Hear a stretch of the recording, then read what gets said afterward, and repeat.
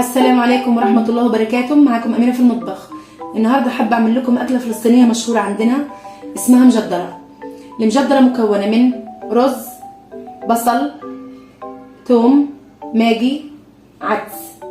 عندي المكونات الأساسية بتاعتها. هنا أنا نقع العدس من قبل بساعة، عدس بني حبته كبيرة نقعاه قبل بساعة، وبعد ما نقعته غسلته كويس أو صفيته وحطيت عليه مية مفلترة نضيفة عشان المية بتاعته هنستخدمها للرز، فلازم تكون ميه نظيفه. فدلوقتي هحطه على النار. هبدا معاكم احطه على النار عشان يبدا، عايزين نص سوا عشان هيكمل سوا في الرز. دلوقتي ده كده اهو معانا على النار، هنسيبه يغلي.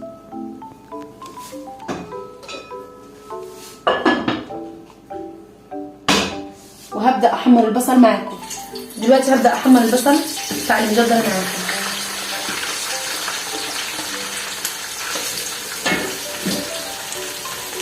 طبعا هنا هسيبه يتحمر كويس جدا.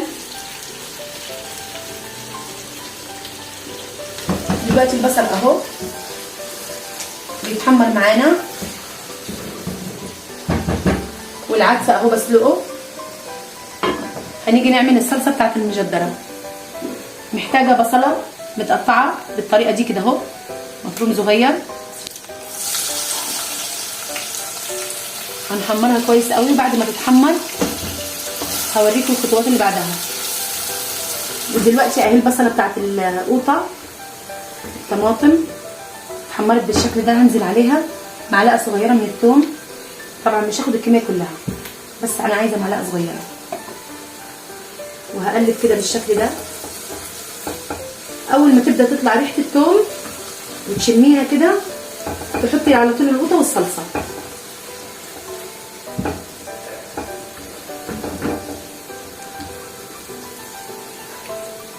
اهو بالشكل ده كده اهو.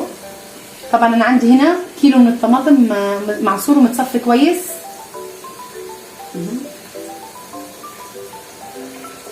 هننزل عليه بالشكل ده كده اهو. طبعا انا مش هحط البهارات دلوقتي، لما تتسبك الصلصه هبدا احط البهارات، لان انا بحب ريحه البهارات تفضل فيها. احط معلقه كبيره من الصلصه،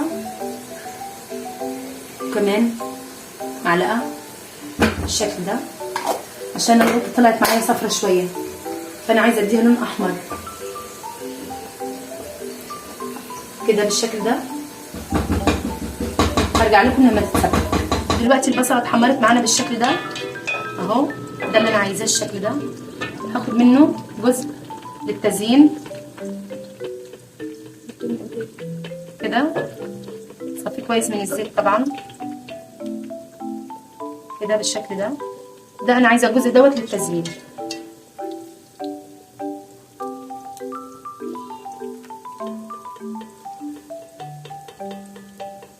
بالشكل ده كده. دول هسيبهم ازين فيهم للاخر.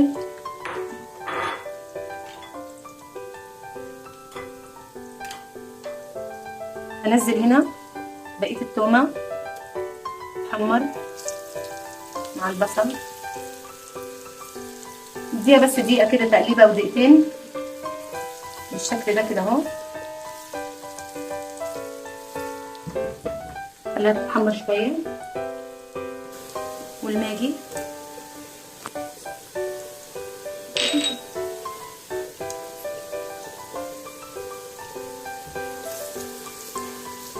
اهو بالشكل ده ندوبه. هنحط الرز دلوقتي. طبعا انا عامله كيلو ونص رز، وكل كيلو ونص رز ينحط عليه نص كيلو من العدس. طبعا كل طبق رز عليه طبقين من الميه، وانا عامله حسابي كده من في العدس. والعدس اهو كده استوى معانا نص سوا. انا مش عايزاه سوا كامل لانه هيكمل سوا في الرز.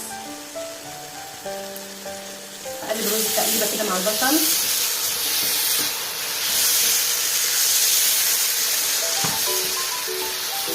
بالشكل ده كده اهو.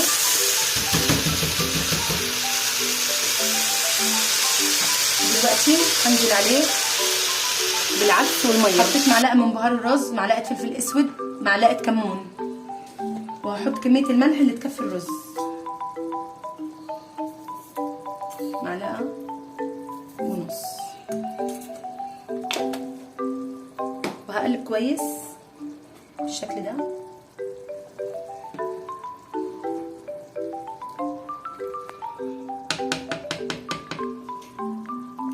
وهسيبه على نار عاليه. اول ما يغلي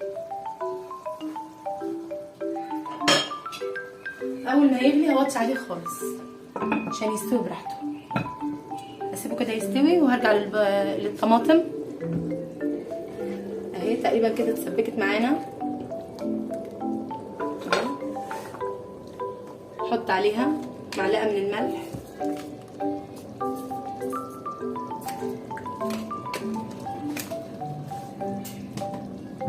رشه فلفل اسود، رشه كمون، بصل بودر، رشه توم بودر.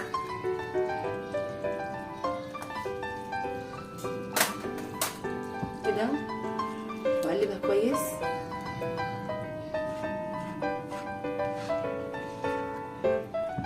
بالشكل ده كده اتسبكت معانا الصلصه، وهطفي عليها. لما يستوي الرز ان شاء الله هوريكم طريقه التقديم. ودلوقتي رجعنا لكم بعد ما الرز استوى اهو بالشكل ده كده اهو. وحطيت معاه، قدمت معاه زبادي والصلصه اللي احنا عملناها مع بعض، وهرش عليه بقدونس وليمون.